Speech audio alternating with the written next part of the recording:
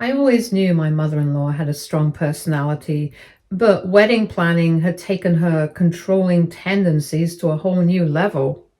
From the moment my fiance and I got engaged, she had inserted herself into every decision, acting like the wedding was her event instead of mine. At first, I tried to be patient, brushing off her relentless suggestions and opinions. But as the big day got closer, her behavior became more invasive. The first red flag was her interest in the vows. My fiance and I had decided to write our own, wanting the ceremony to be personal and meaningful. Mother-in-law, however, kept bringing them up, insisting that she wanted to make sure they were sentimental enough. She would smile sweetly and say she just wanted to be sure family was given the respect it deserved. I found it odd, but gave vague responses, not wanting to engage. Then came the second red flag. About a week before the wedding, mother-in-law mentioned the vows again, this time in a way that made me deeply uncomfortable. She casually suggested that it would be a touching tribute if I included her in my vows since I was joining her family. I laughed it off, thinking she was joking, but she didn't drop it. Instead, she went on about how a wedding isn't just about two people, it's about merging families. I changed the subject, hoping she'd let it go. The real warning came the night before the wedding. I was sitting with my bridesmaids, double checking last minute details, when one of them mentioned something strange.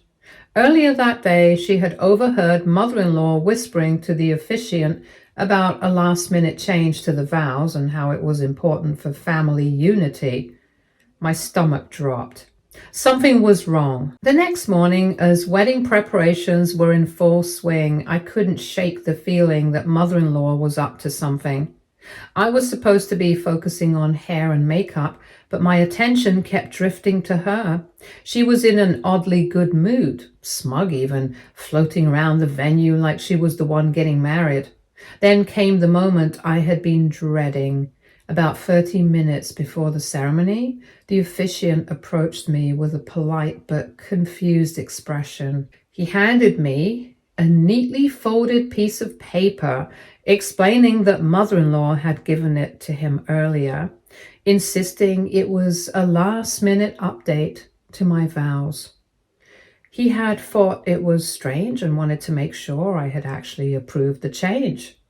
Heart pounding, I took the paper and unfolded it, my eyes scanning over the words, and within seconds, I felt a cold wave of disbelief. These weren't my vows. The words started out familiar, but then they twisted into something entirely different. Lines about forever prioritizing my husband's family, always seeking mother-in-law's guidance, and cherishing the wisdom of the woman who raised him. And the worst part?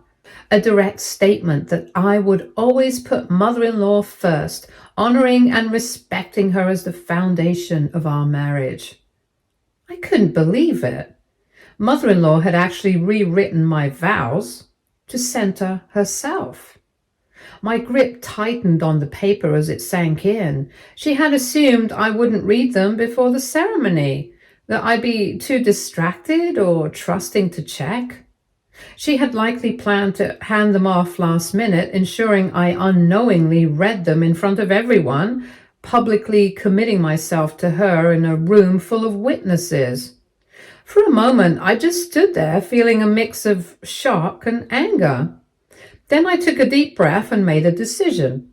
This was my wedding. She was not going to manipulate me into making a public declaration of devotion to her. I folded the fake vows back up and slipped them into my pocket. Then I turned to the officiant and told him to use the original vows, the ones I had actually written. He nodded, looking relieved that he had checked with me first. I thanked him, grateful for his integrity. As I made my way toward the ceremony, I caught sight of mother-in-law sitting in the front row, practically glowing with satisfaction. She had no idea that her plan had already fallen apart. I allowed myself a small, knowing smile. This was going to be interesting. My nerves had nothing to do with marrying the love of my life. Instead, my thoughts were racing over what mother-in-law had tried to pull. The vows she had so kindly rewritten for me sat crumpled in my pocket, a reminder of just how far she was willing to go to control this day. I inhaled deeply, steadying myself. I had already made my decision. I wasn't going to let her win. The music started. My father, standing beside me, gave my hand a reassuring squeeze before leading me down the aisle. I focused on my fiancé, my soon-to-be husband, who was waiting for me at the altar with a soft smile. For a moment, everything else faded. This was our day, and I wasn't about to let anyone ruin it. Mother-in-law, however, had other plans. As I passed the front row, I saw her sitting there, practically beaming with pride, as if she had orchestrated the entire event. She gave me a small nod, like she was expecting some kind of silent gratitude. I kept my face neutral and moved forward. She had no idea that her little stunt had already fallen apart.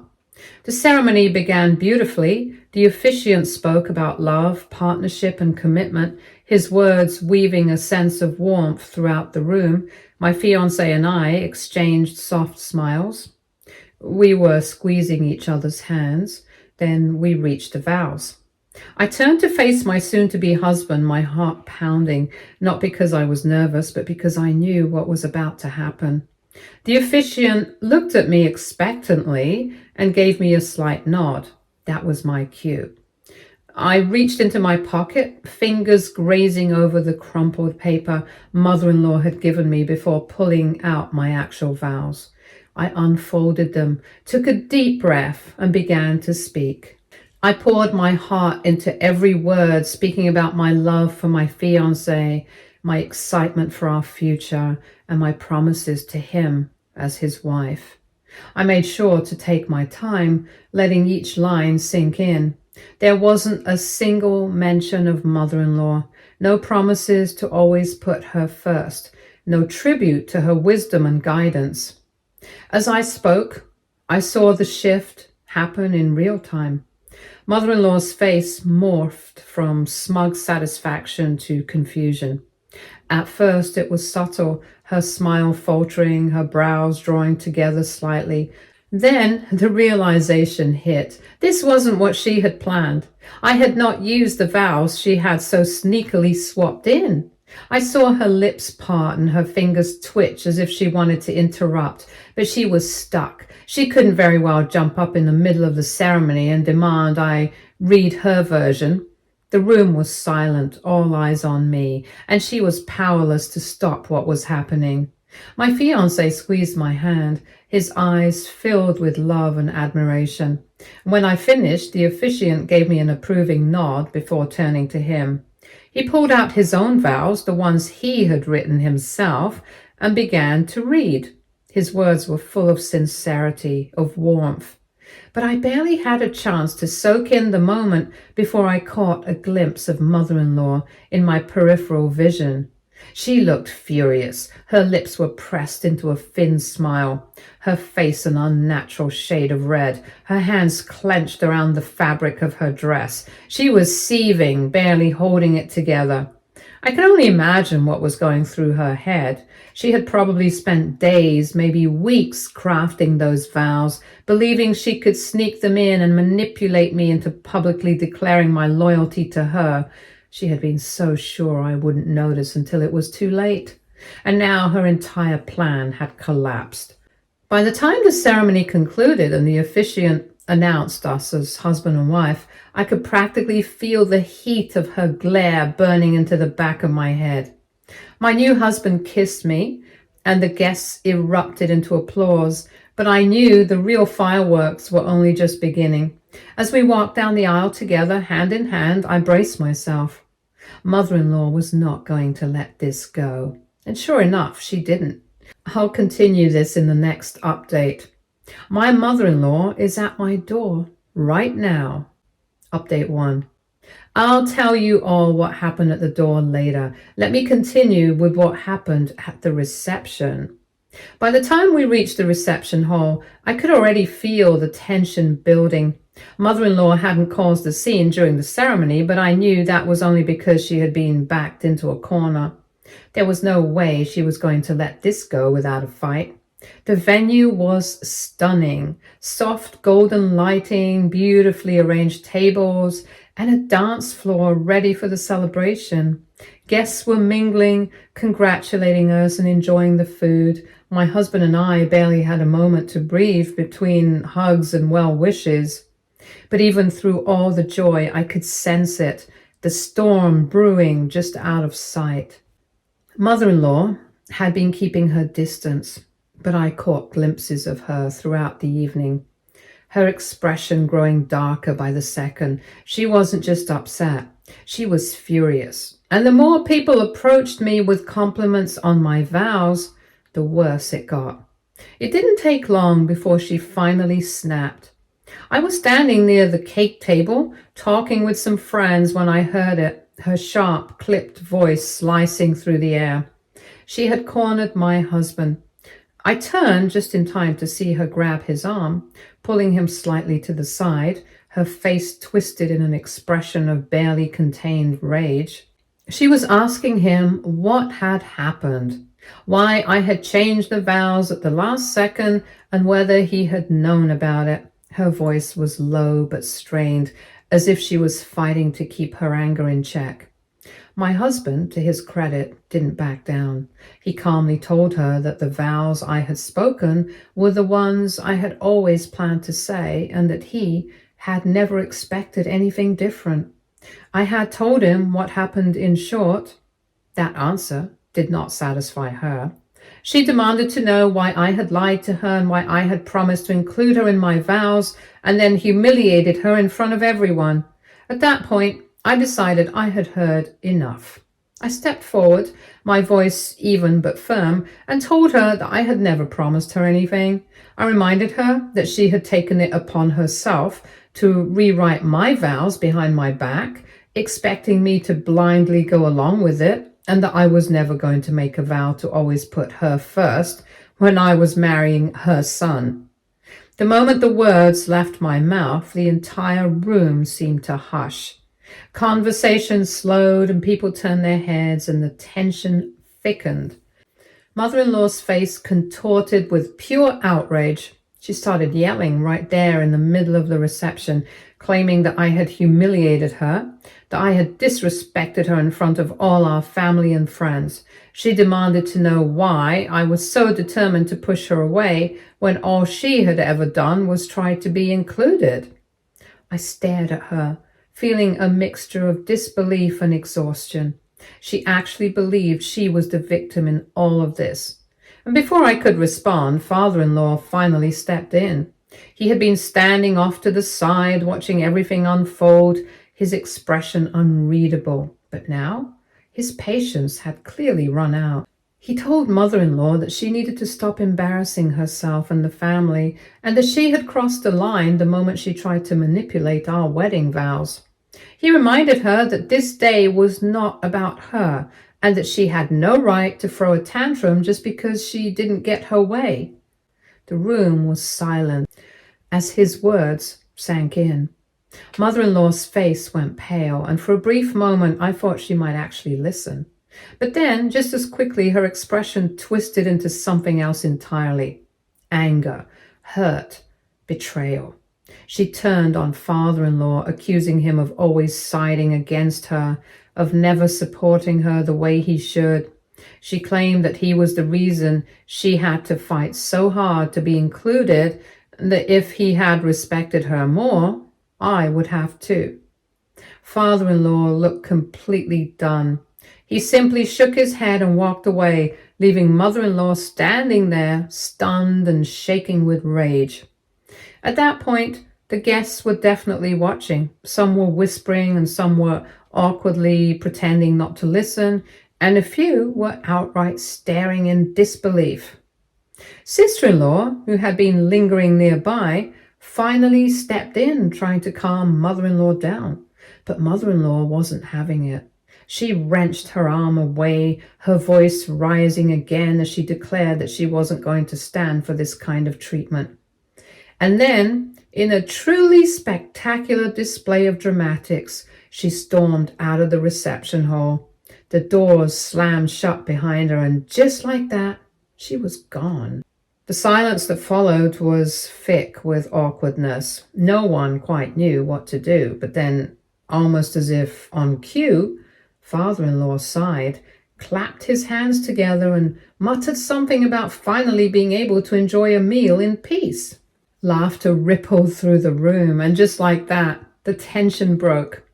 The rest of the day went on without issue. The food was delicious, the speeches were fun but heartfelt, and my husband and I danced like nothing else in the world mattered.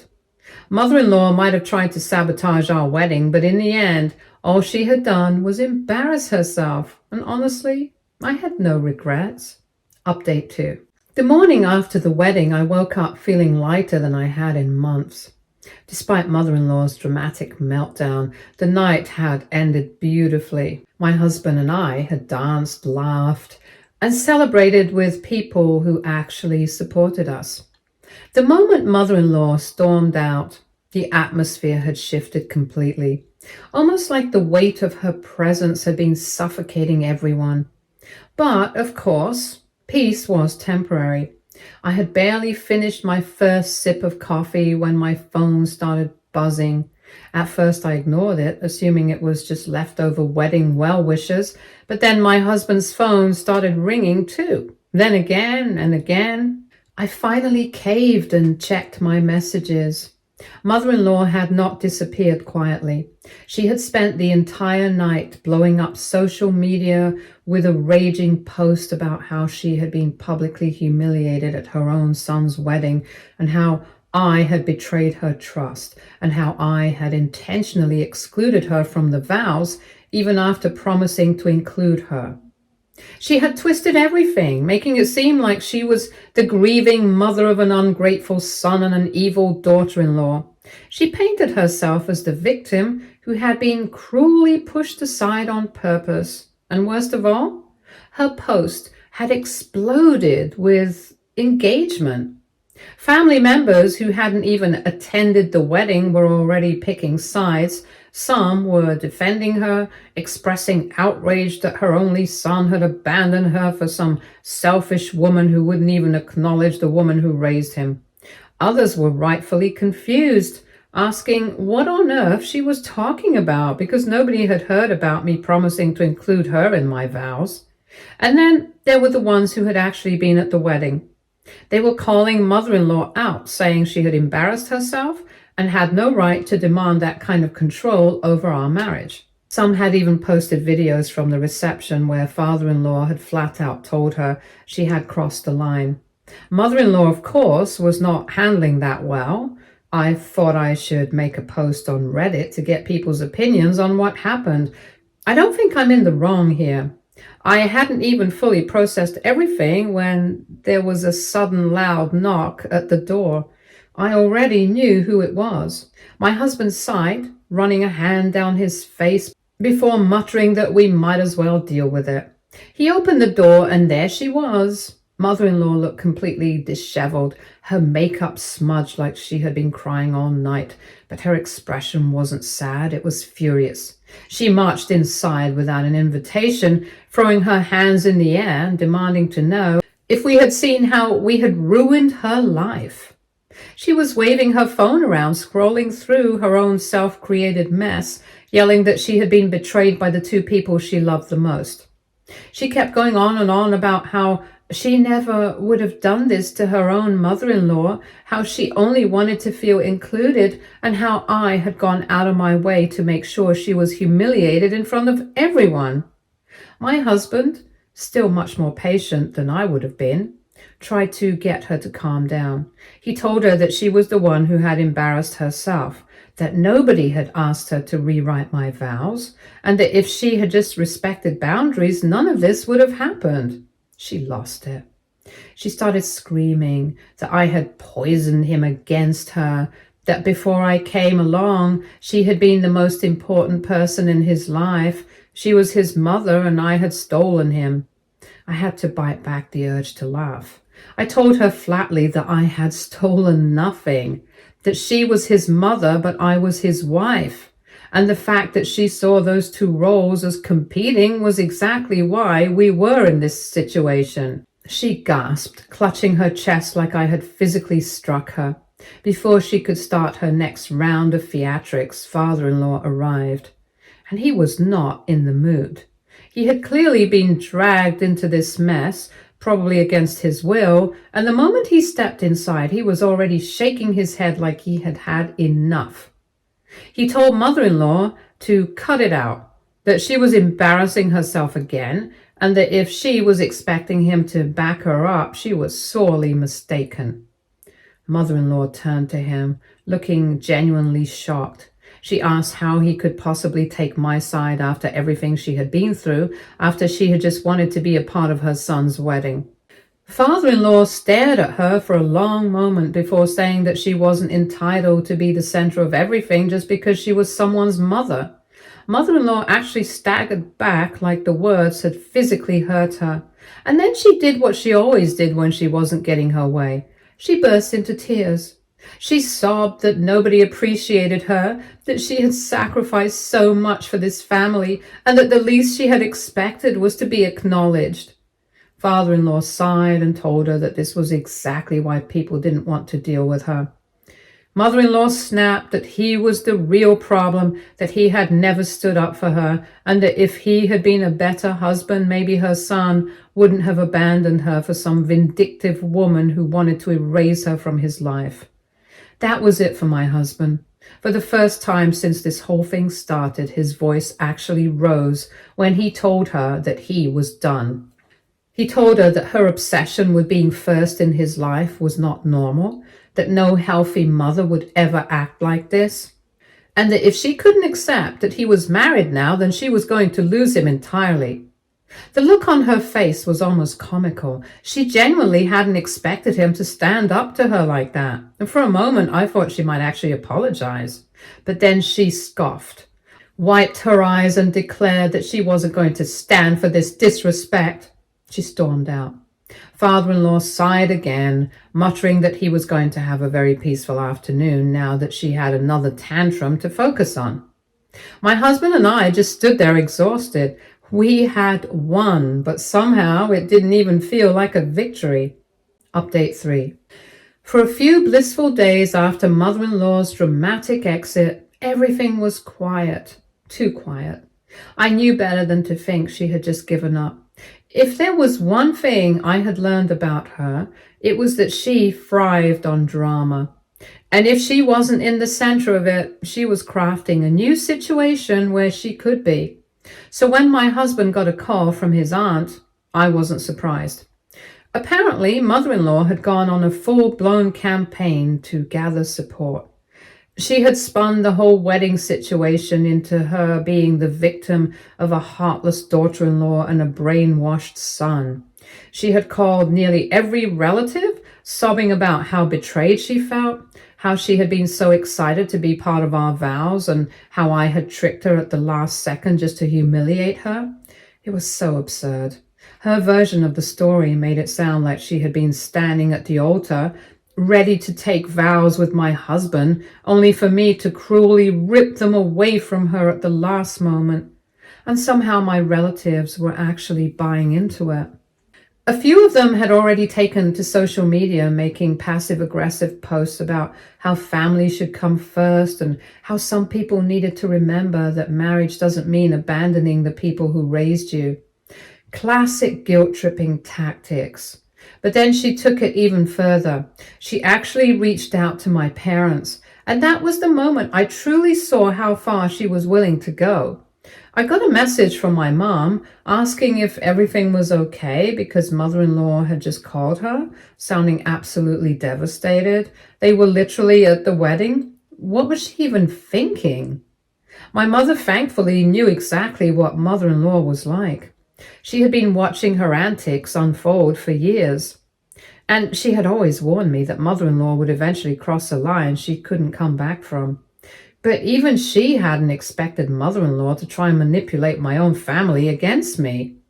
I called my mom immediately, and she told me that mother-in-law had gone on a 20-minute sob story about how she was being pushed out of her own son's life.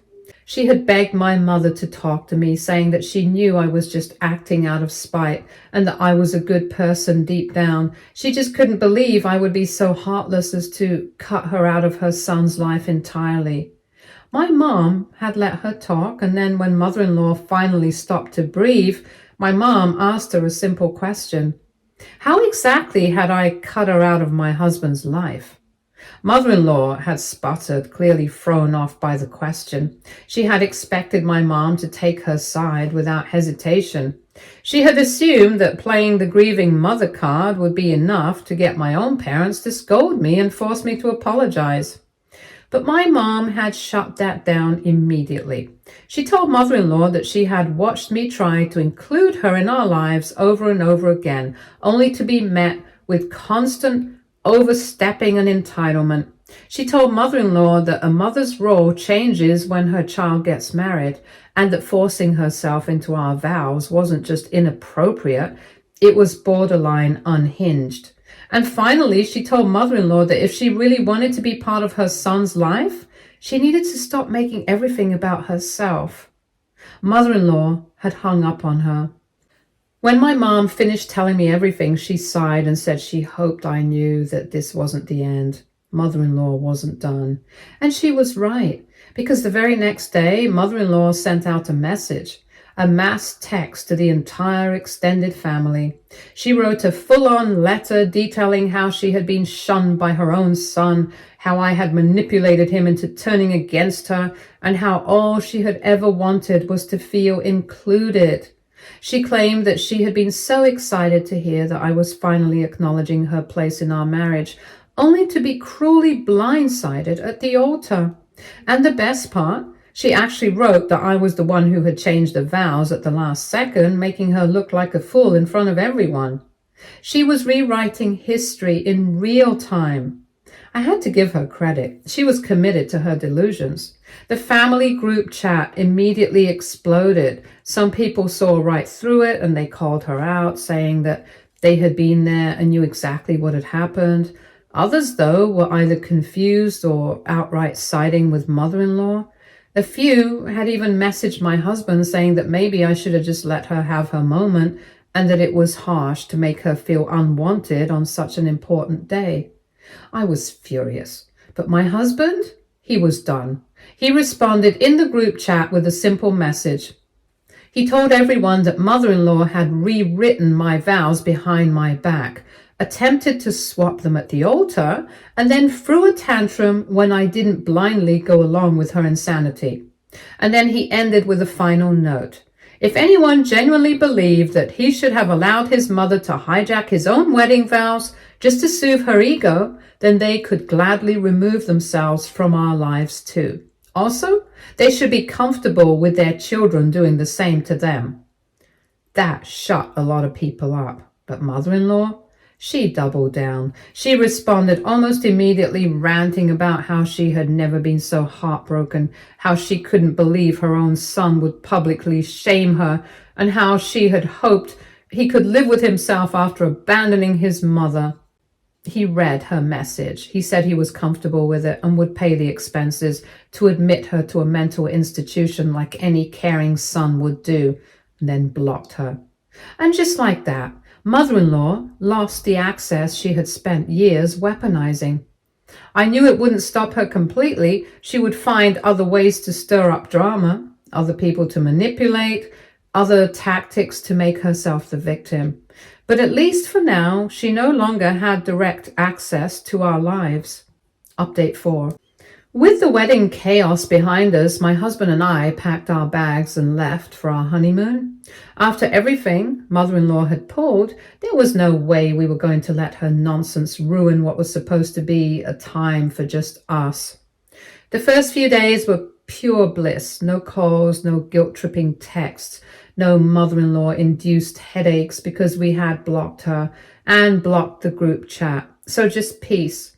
But I knew she had to be losing her mind back home, stewing in her own misery after being shut out. So naturally, I decided to make it worse.